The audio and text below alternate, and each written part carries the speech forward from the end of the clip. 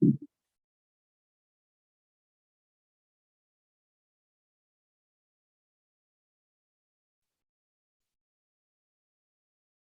morning, everybody. I'm going to give folks just a couple of minutes to get signed in. Thanks for your patience.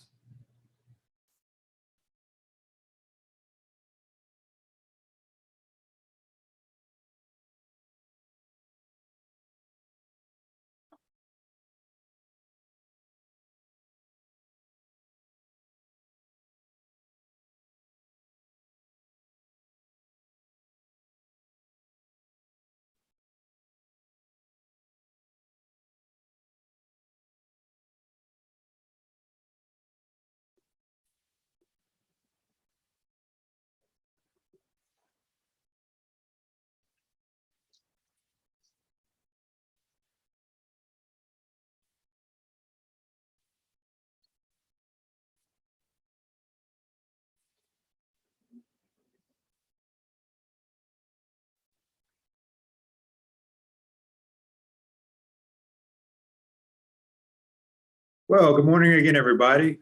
Welcome to our webinar titled 2022 Economic Outlook, The Reckoning, hosted by Enercon. Thank you for tuning in for our first webinar of 2022. We started our webinar series 2 years ago, right after the COVID shutdown, as a way to stay engaged with the power industry. And so here we are 2 years later, continuing to put forth good information and knowledge out to the community.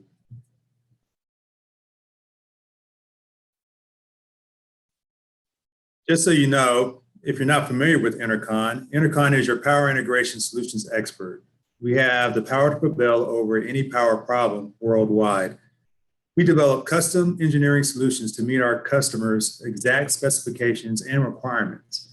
Our power packages include switchgear, controls, and packages up to 2 megawatts of power.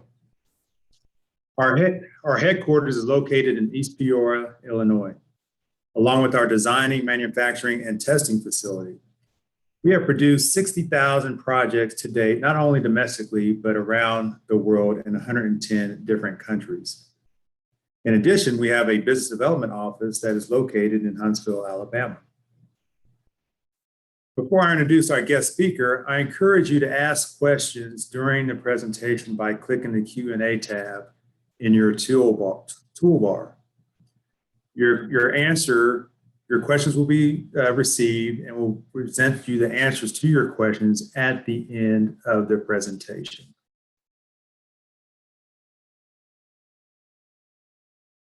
Now I'm going to introduce our guest speaker, Claire Ellerhorst.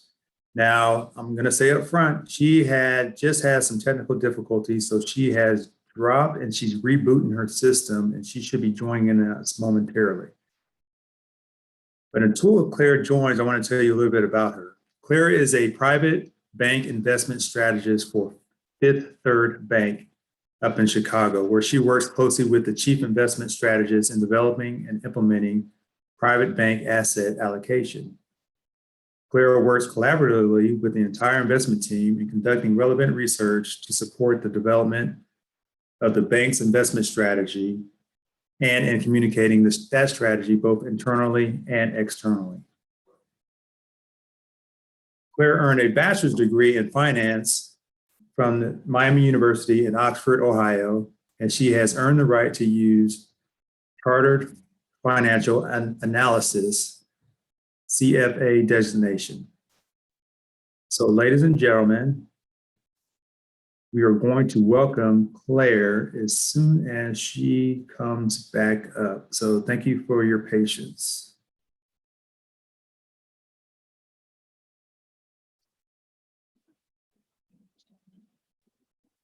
And while we're waiting, if you have any questions right off the bat that you would like to ask, feel free to ask them by clicking that Q&A tab, and I'll see it pop up here, and we will answer those questions as we wait.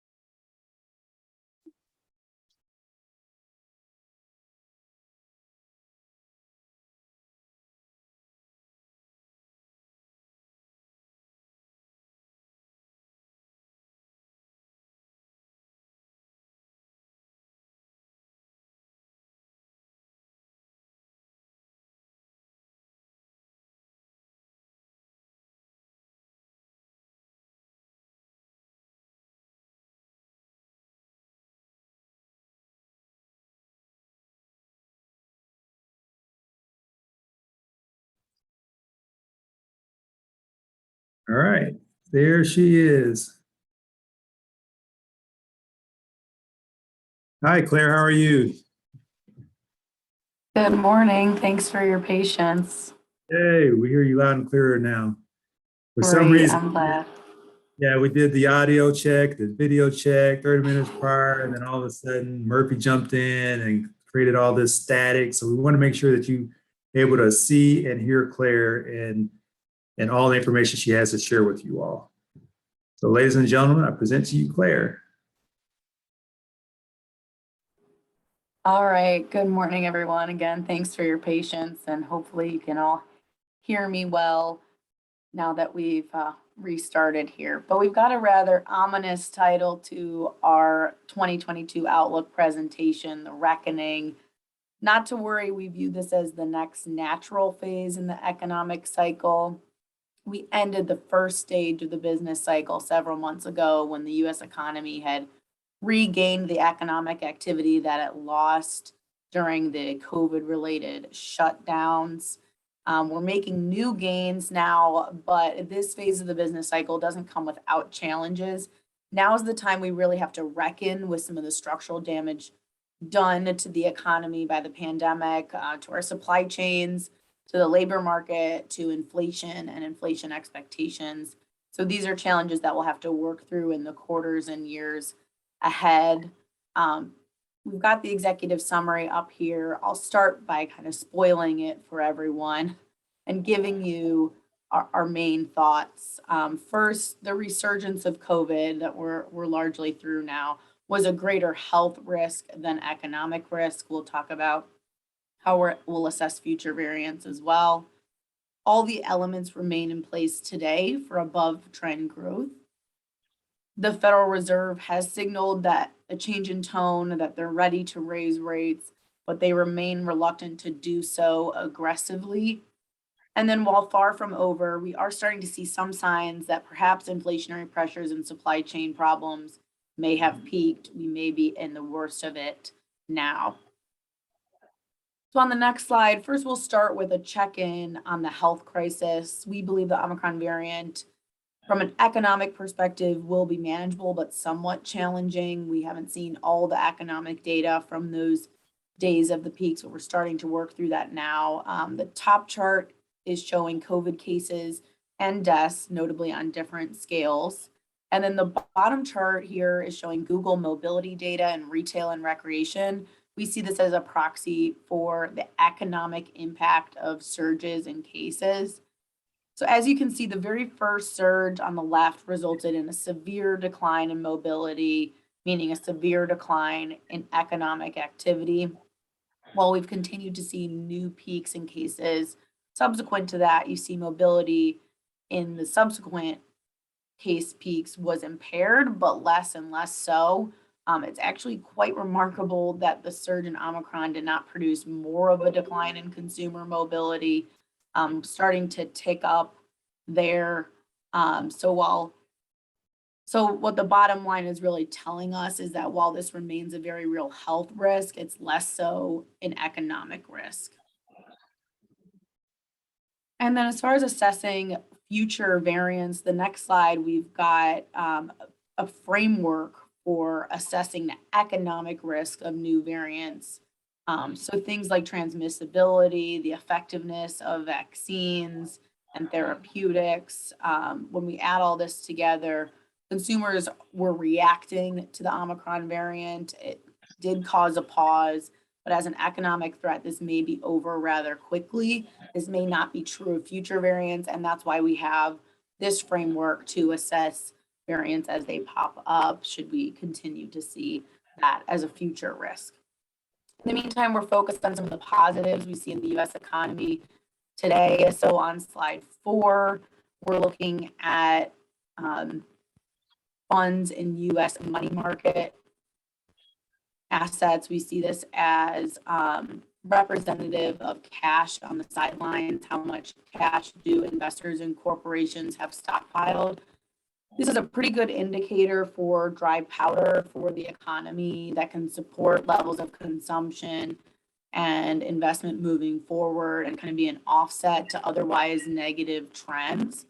So you can see it became quite elevated as a good base of support coming out of the 08-09 financial crisis. That was a far less comfortable recovery, yet recover we did, in part because consumers had this cash to keep us moving forward. So Sean, we should be looking at slide 4. I'm not sure if I'm having a delay there, but just want to make sure participants are seeing slide 4 here.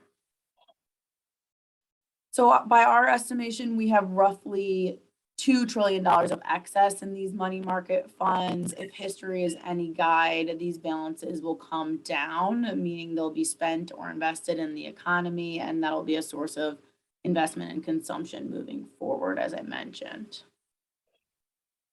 So that's something that leads us to believe that we're in a buy the dip environment, helps us cushion any negative news or economic negatives that may be presented. We also have to look at the federal deficit. Sean, I'll just check in with you. I think we've got different slide numbers. Yeah, we do. So if you'll pop forward. This is probably where you need to go. Here. This was the money market funds I was just referencing. You can see kind of elevated above that previous level of support. And then moving on to the next slide. Here we're looking at deficit spending and the unemployment rate. So I'll kind of get into the relationship here. So green line is deficit spending. The higher it goes, the more deficit spending there is. Our level of deficit spending has been a supportive factor for the US economy. It's coming down now, so less supportive than it was a few months ago, but still buoying growth. There are some potential long-term consequences to deficit spending, but over the short and intermediate term, if the US government is putting more money into the US economy, that's a positive from an economic growth perspective. What's unusual this time around is the relationship between the unemployment rate, which we see in the blue line, and deficit spending. So there's a traditional relationship between these two. High unemployment rates typically justify or even are the cause of high deficit spending. Here we've got this unusual situation that unemployment rate has come down to really low levels, but we have levels of deficit spending that are likely higher than the unemployment rate might justify. So in other words, the deficit remains very stimulative, very supportive of economic growth. The more it persists, the more we may see consequences, but for now, this level is supportive of economic growth. And then the same is true for monetary policy on slide 9. Monetary policy is also something that is shifting to be less supportive, but still supportive today nonetheless. The top chart, we're looking at the Fed funds rates, that's short-term interest rates that the Fed controls. And on the bottom, we're looking at asset purchases, so quantitative easing, which is another support for the economy that the Fed can provide. So the Fed has grown their asset purchase holdings over time. They've started tapering these purchases down. So they're bringing some of the stimulus off, but it's not something we see as catastrophic to economic growth. It's something they did in the depths of the pandemic was increase these to support the economy, support liquidity, and they're starting to bring that down. And then the Fed is expected to start raising that top line, the green line again, Fed funds rate. The most aggressive of estimates, are talking 7, 8 rate hikes this year. I think the average as of this morning was at 6 25 basis point rate hikes this year. Interestingly, even if we have 6 25 basis point rate hikes this year, that would get us to 1.5 on the Fed funds rate. That's still below the level of inflation, still below economic growth, still below the long-term average of economic growth. So that's considered accommodative policy. We're just starting from such a low base that'll take time for these rate hikes to feel restrictive. But we are paying attention to the Fed. The next slide here shows this estimation of rate hikes. It was around 6.5 earlier last week. The minutes from the Fed's latest meeting came out, and with geopolitical tensions, it's kind of moving closer to 6. So this number is actually coming down a little bit. Estimations for a 50 basis point hike, so a double the size rate hike in March, are coming down. But they will raise nonetheless. You may have heard the phrase, don't fight the Fed. The That phrase being when the Fed is easing or lowering interest rate, that tends to be very positive for investors. When the Fed is raising interest rates, investors tend to have to be more risk conscious. As I said, this chart shows implied expectations for those quarter point rate hikes between now and year end. So what this is telling us is that investors are expecting 6 quarter point rate hikes before the end of the year. That would put us, as I said, at 1.5 by the end of the year. A rapid increase in interest rates could cause the Fed to misjudge, potentially send the economy into recession. Our belief is that the Fed is going to err on the side of lower for longer. They'll be really hesitant to do this too quickly and risk a recession at a time when we do still have 6 million people unemployed. The Fed will want to see continued improvement in the labor market before they would raise rates aggressively. But at their latest meeting, they said they've seen broad-based recovery in the labor market. They're worried about inflation, so they certainly are telegraphing to the market that they are ready to raise rates, and that will start in March. We think part of this is their hawkish speak is in an attempt to control inflation expectations, and if they can control inflation expectations, and if inflation happens to also peak out, they might be in a situation where they'd be able to not move so aggressively as the market is expecting right now. But either way, it does not mean the end of the bull market or the end of economic growth yet. It's just a different backdrop that requires more vigilance on the part of investors and businesses. One of the things that the Fed is monitoring closely, and it's kind of making this job quite difficult for them, is the supply chain disruptions that we've seen so starkly over the last several months. So on the next slide, we've got 2 supply chain measures I wanted to recognize here. These supply chain disruptions are having 2 impacts. One is contributing to inflation, and 2 is holding back economic growth. If you can't get the goods you need to manufacture consumer goods, you're going to be held back in your growth. That's what's been happening here. We believe the worst could be over.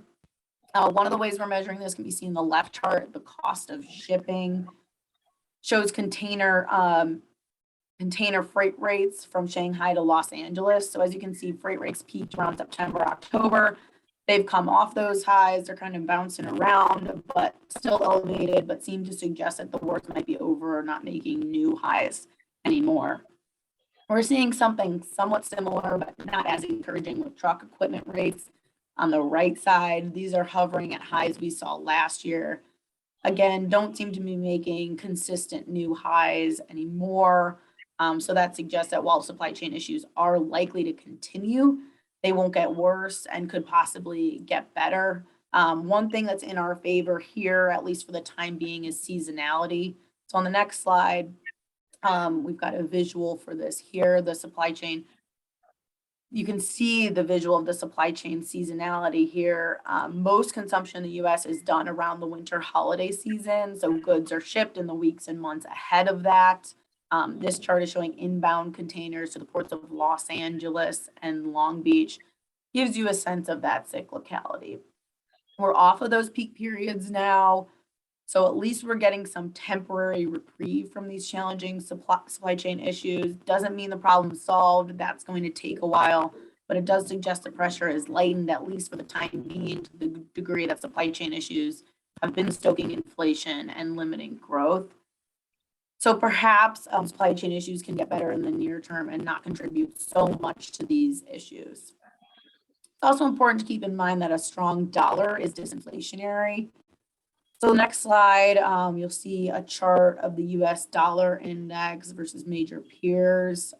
It's been very rare throughout history to see extended periods of high inflation without the dollar declining or being in a bear market. We've been in the strengthening dollar environment since the beginning of last year. That's certainly helping to combat some of the inflation fears out there. Then there's simply the matter of economics. On the next slide, there's a phrase in the industry that says the cure for high commodity prices is high commodity prices. To be seen if this will prove true in this cycle, but what that phrase means is when you have high commodity prices, it incents producers to produce more of that good. That in turn will bring down or stabilize prices. More recently, that's been a bit trickier. Lumber, for example, was a good example on this. Saw a spike in prices, then moderated, but then they started to move again.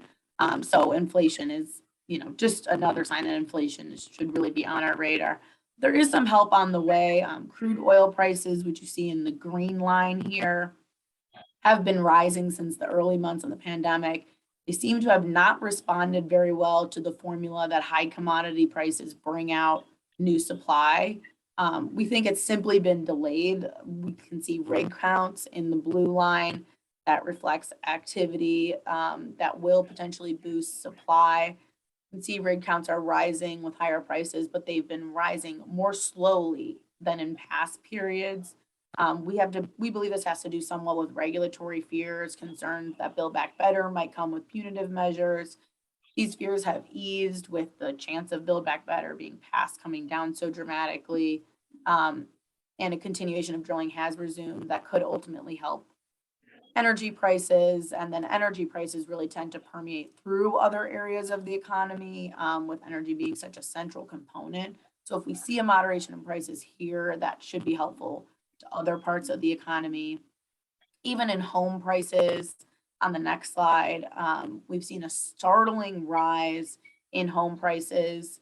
This graph represents the month over month gain in home prices. Changes in home prices have been positive for much of the past 6 years, outside of the dip at the early stages of the pandemic. The worst of the pandemic related surge seems to be over. While prices are still elevated, we appear to be returning closer to the tolerable range seen before the pandemic. It doesn't mean they're coming down, but the rate of change and moving higher seems to be moderating somewhat. That story is not completely done. There's a lot of factors to consider. For example, we've got millennials in this stage of life that they tend to be new home buyers. That's adding demand to the equation. But the worst of the inflation seems to be behind us, at least when we look at this on a national level. Looks a little different when you look at a regional level, might not be, broad-based there. But we do think a lot of this is going to boil down to inflationary psychology, inflationary expectations. So on the next slide 16 for you, Sean, listeners of a certain age will remember phrases like inflationary psychology, wage price spirals. Those are phrases that characterize high inflation levels in the late 70s. It was a time when inflationary forces were let loose because consumers would accept inflation today, buy the good because they assumed that it would be even more expensive 6 months or a year down the line. And that willingness to pay more kept fueling the inflationary spiral. And so inflation expectations are very important here. If we start to lose control of expectations, that's when we really get into a danger zone. Not there yet. So I'm showing a few measures here that I'll walk through. The latest reading on consumer price inflation, CPI, was 7.5% year-over-year growth. Moving forward, consumers still expect inflation to be substantial. So the next two bars there are consumer measures, a survey conducted by the New York Fed on inflation expectations, showing that consumers expect inflation to be 5.8% in the year ahead, and then average 3.5% over the next 3 years. That's fairly high compared to where we've been historically. But consumers are often not the best judges of where inflation will be. Historically, much more accurate measures are the market-based inflation expectations, those last two bars you see at the bottom there. So looking at securities like TIPS, Treasury Inflation Protected Securities, and comparing them to traditional bonds has proven to reveal much more modest inflation expectations, closer to what most economists will believe will happen here. So the 10-year break-even inflation rate is at 2.5%. And then if you look at the inflation rate in 5 years, looking 5 years out from that, that's 2.1%. Higher than pre-pandemic, but not troubling levels. Again, the market-based measures tend to be more predictive historically, so we hope these market-based measures are right here, but still something to worry about. You should be really aware of changes in expectations that could cause prices to spiral, but I have to stress we're not there yet. As long as these market-based measures remain subdued, we should be able to move forward without excess risk. So where could the risk ultimately come from? We think the labor market is absolutely crucial here. So on the next slide, the labor market is going to determine how fast we can grow and what the implications are of inflation. So right now, wage inflation is running between 5 and 6% when you look at average hourly earnings year over year. We just think this level is unsustainable. Some of this is catch up from the downturn. Some of this is composition of jobs. So more low wage workers lost jobs during the pandemic, more high wage workers kept their jobs. That kind of distorted the averages. We're seeing some of that unwind. But still, we're realistically talking about there's 4 to 5% real wage inflation out there. That's a really high level. And if that persists, it can impact broader core inflation and raise inflation expectations to the point I was just making about that danger. Some of this can be offset by productivity gains, so investment in technology to increase productivity by companies. But if wage inflation persists at 5%, the rise in productivity that can be done will likely not be enough to fully offset elevated wage growth. So that's really informing our focus on the labor markets. On the next slide, we've been saying for years that a labor shortage is coming to the US. We don't see this prediction as anything outlandish or difficult to predict. And the reason for that is because fertility and birth rates have been at such low levels. Simply put, we stopped having enough babies several decades ago to maintain workforce growth. And the baby boomers are retiring. So the combination of those two factors just means we can't naturally grow our workforce through demographic factors the way we have been. The pandemic did change this somewhat. Some of you may be familiar with these quotes from a Hemingway novel. A friend asks another how he lost all his wealth. The friend answers 2 ways, gradually and then suddenly. That essentially describes where we're at today. The pandemic sped up the structural issues that were gradually getting worse, and the pandemic made it sudden. So on the right, that fertility rate in the US, how many children will women on average have during their lifetime? The population replacement rate is 2.1. So 1 to replace the mother, 1 to replace the father, and then 0.1 is an adjustment that accounts for infant and early mortality. Today we're at 1.7. That's among the lowest levels in history. You would have to go back to times around the Great Depression to see levels that low. It did recover after the Great Depression, but we're far less confident this time around. We're at a point now that immigration alone, at least under current policy, can't solve this challenge of a workforce not growing fast enough due to demographics. And then how did this problem become sudden? One way is the pandemic forced some older workers to retire early. The St. Louis Fed in the fall came out with data that suggested approximately 2.4 million workers chose to retire early during the pandemic. Seen some other estimates thrown around, but at the end of the day, it's a very significant part of the workforce.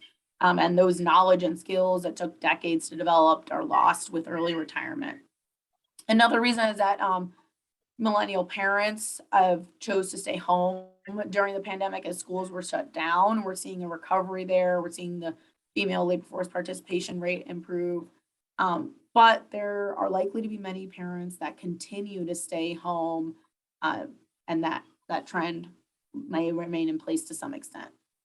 And then another ongoing issue is reallocation friction. If you've heard that phrase, the pandemic just changed so many patterns that our workforce hasn't been able to adapt quick enough. One person who no longer has a job may not have the skills or be in the right location for an open job out there.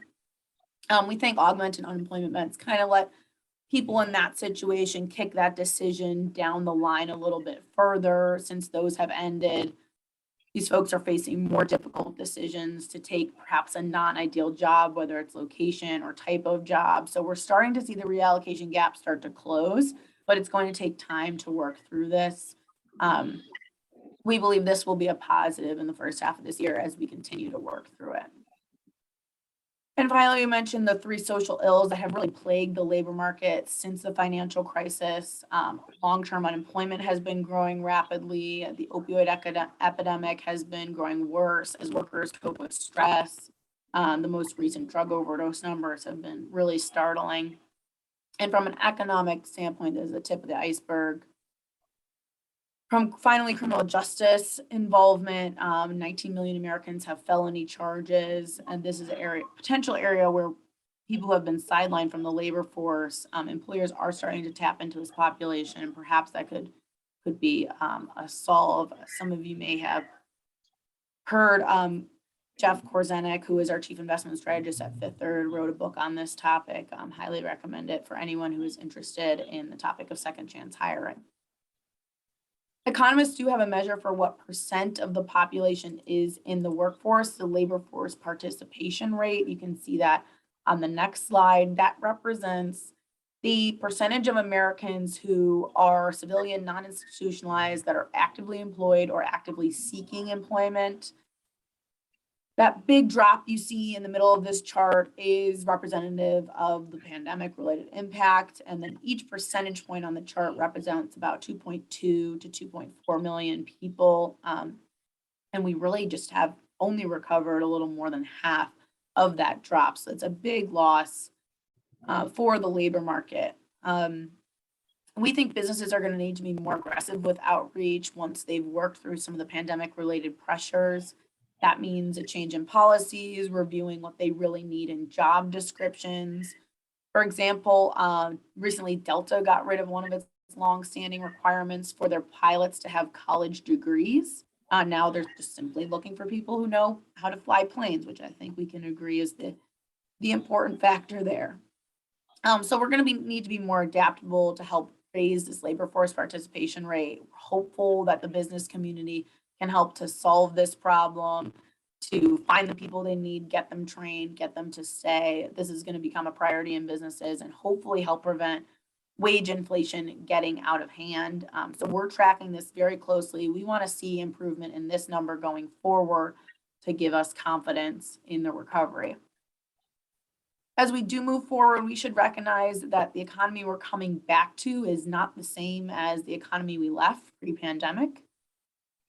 There's good and bad to this. So on the next slide, we're looking at a visual of return to office. The pandemic changed so many ways in which we do business, the ways we consume, the ways we work, the ways we learn, how we live, where we live, just so abruptly changed so many things. And that's creating challenges and opportunities for the economy. And so one challenge is downtown office space. So this visual is from Castle Systems. They manage badge swipe systems and provide this data weekly. Actually, the most recent data shows a bit of an improvement from here, but it's worth pointing out just how far below pre-pandemic levels we are. There's a dip down on the far left of the chart that kind of shows from pre-pandemic to what it was right out of those months, and we've recovered some since then. And then you see a dip towards the right that represents the holidays and possibly Omicron. But even prior to the holidays and Omicron, even the highest occupancies in this group of metro areas was at 40 to 50% of pre-pandemic levels. The average was hovering around a third. That's a really big change in need for office space. So it's the top 10 cities here, and then an average in red kind of towards the middle. So we have an inventory of office space that we'll need to rationalize that space available, possibly repurpose. There'll be all sorts of creative uses proposed, no doubt, but these spaces will likely not bring in the same revenue as they did pre-pandemic. That's a drag on growth. We will see opportunities for more suburban offices, co-working space. Certainly that'll be an opportunity come out of this to better attract and be useful to the workforce post-pandemic once we really get there. And then on the other side of that coin, on the next slide, the issues in the supply chain are highlighting potential benefits of reshoring supply chains to the United States. We've observed for years the opportunity to bring more manufacturing jobs back to the US. This data is from one of our research providers. Unfortunately, they stopped being able to provide this data about mid last year. But it's showing company announcements of reshoring, so bringing manufacturing jobs back to the US. The economics of reshoring has really been moving in favor of the United States over the last decade. We've become more cost competitive. And while we've identified benefits of reshoring over the last decade, it also really requires a catalyst to get companies looking at this and motivated to make the investment to do so. You can see there was a lot of interest and growth in this starting about 2012. So thinking about what that catalyst might have been there in 2011, there were perhaps some major disruptions to the global supply chain with the earthquake and tsunami in Japan disrupting the auto supply chain and flooding in Thailand disrupting the semiconductor chip supply chain, perhaps some catalysts that drove the investment over the following years. And once again, there's a strong focus on the supply chain today in corporate America. We think the economics will justify more of the jobs coming back to the United States. Manufacturing jobs then in turn have a multiplier effect, support the creation of additional jobs. And so that could be a good source of growth for the US economy. The constraint here is likely labor, but we do think it'll come back over time and this will turn into a positive opportunity created by the pandemic.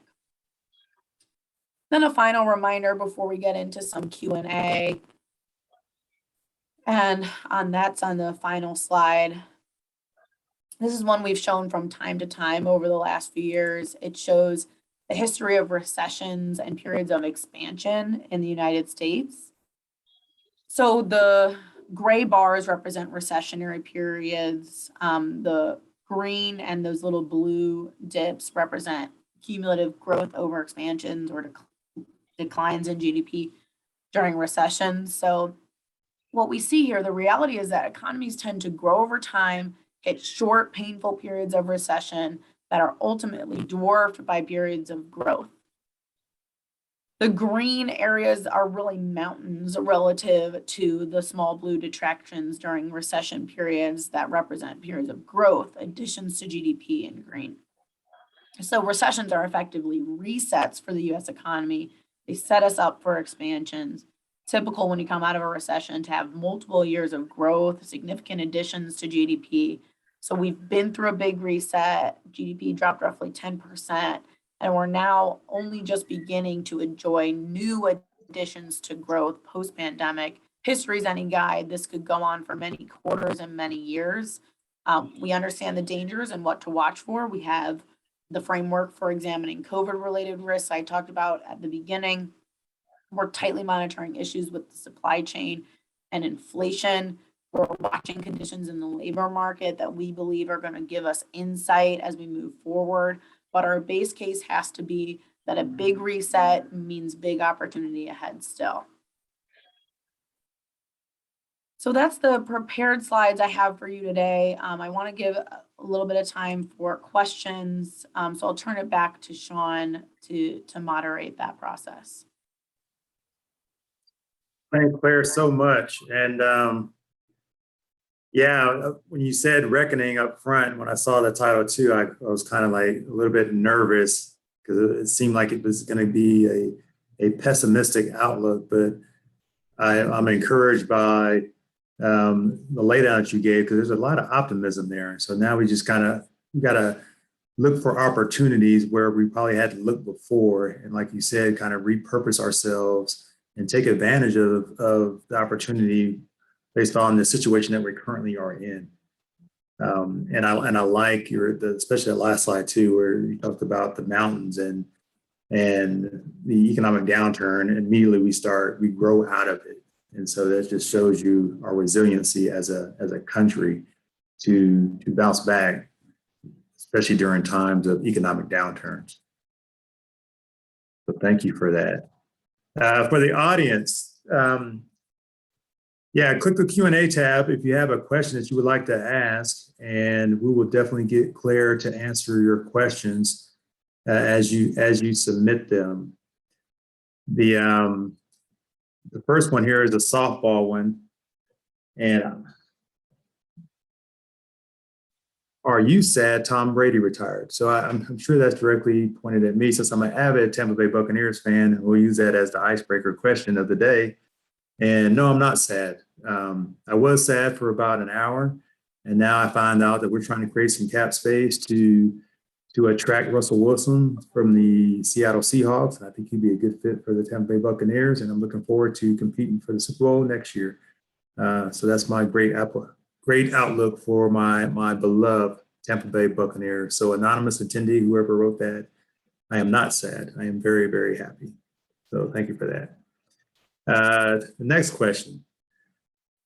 With Russia's move, okay, I was going to ask the same question almost, but let's see how he asked the question. With Russia's move into Ukraine today, does this change the calculation, the Fed's calculation on rates? Will it increase the speed and the amount of rates or decrease them? Sure. That's a great question. I think that came from Larry.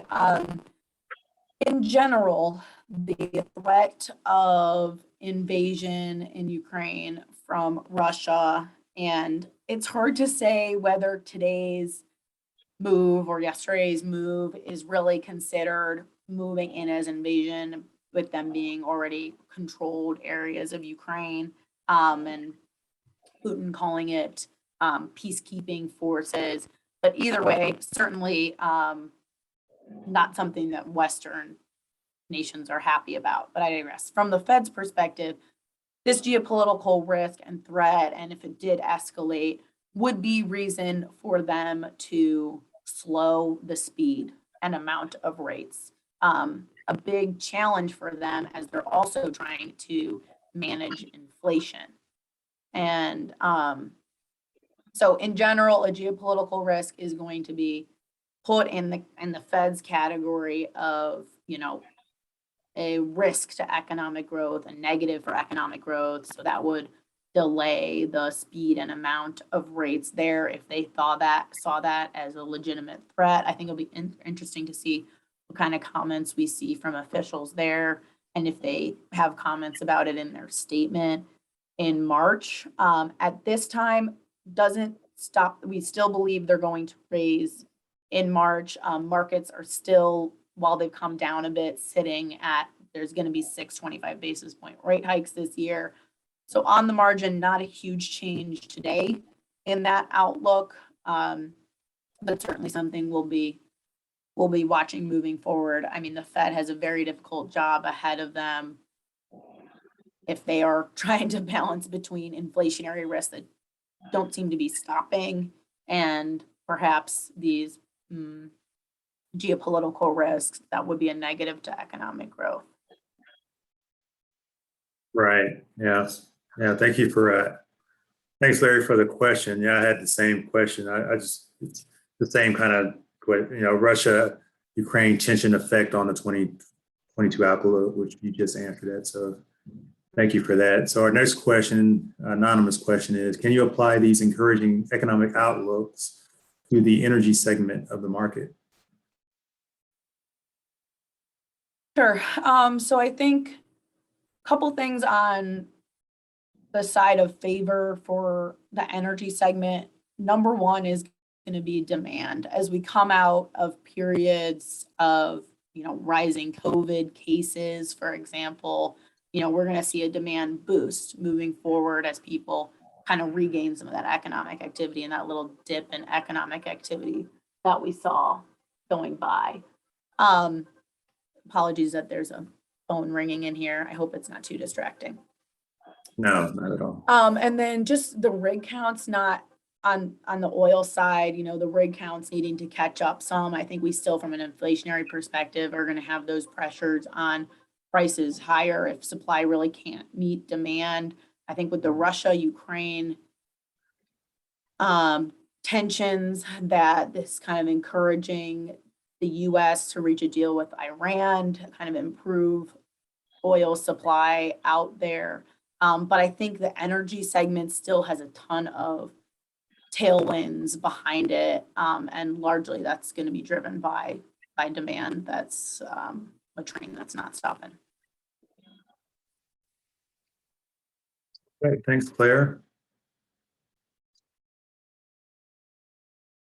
So one question I do have that's not on the board here. There's still time to ask a question if you have something that you want to ask Claire while we have her. My question is on the wage inflation question, because you had it on your chart at a little above 5%. You said it wasn't sustainable. So I was curious about what is the sustainable percentage? What do you actually look for? Yeah, a more reasonable level on wage inflation is like 2.5% to 3%, Okay. at most. So just from the company's perspective, companies being able to keep up with 5% wage inflation, as much as, employees are expecting that or more given levels of core inflation. Just from a profit margin standpoint, very difficult for companies to be able to sustain a 5% wage inflation, meaning they'll look for different avenues or it'll squeeze profit margins. So we do think companies are going to be looking for ways to increase productivity. Certainly another positive for markets to see that increase in productivity, and we do have a really low unemployment rate already. The threat with wage inflation too is just that that'll seep through to core inflation, that companies will have to pass on that cost to consumers, and then we're seeing consumer inflation remain elevated. So if we can get labor force participation higher, that can help kind of relieve some of the pressure on wage inflation, and then in turn help hopefully hold in core inflation and inflation expectations as we work through some of the pandemic related supply chain issues and things like that that are putting pressure on certain parts of prices today. Yeah, I see. Yeah, I see. So let me check I don't see any more questions to be asked. So thank you, Claire. Some great economic insights for 2022. And I know I'm excited about the year. I'm not sure if it's because of, dealing with the pandemic and being all bottled up. It seems like I'm out a little bit more and doing some more things. So I'm filled with enthusiasm, and I'm enthusiastic about opportunities that's out there, especially in the power industry when it comes to power integration and power systems. So I am excited about that. So audience, thank you for participating. Our next webinar is March 22nd at 10 o'clock. So it's the second to last Tuesday of the month, and it's always at 10 o'clock. And we run these from starting in February, and the last one will be at the end of October. So if you have not, go to our social media outlets like our Facebook page, YouTube page, and like and subscribe and follow it. That way you'll get announcements on when the webinars are going to occur and when what the topics are going to be. And you'll get an immediate notification, as I'm sure all you guys are familiar with the social media channels. And you can also stay plugged in to the plethora of videos and topics that we have done thus far over our 2 years of running these webinars. And that's what you see there scrolling on the screen. So it's not only for you to view, but it's also for you to share with your coworkers or anybody out there that you may think of that may be looking for information about the particular topic that we are covering.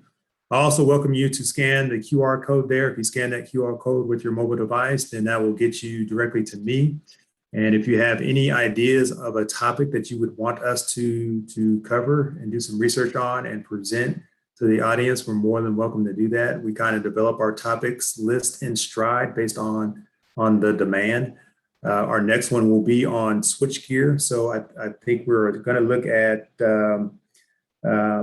a way to identify problems with your ongoing switchgear. So it's going to be more technical in nature, and how to save money for the customers is what we want to discuss. So we're going to flesh that out over the next 30 days, and we're going to present that to you on March 22nd. So with that, Claire, thank you again for joining us, and thank you, everybody. And I wish you guys a great week. I know it's going to get colder, so stay warm out there and stay safe. Thanks for having me. Have a good one, everyone.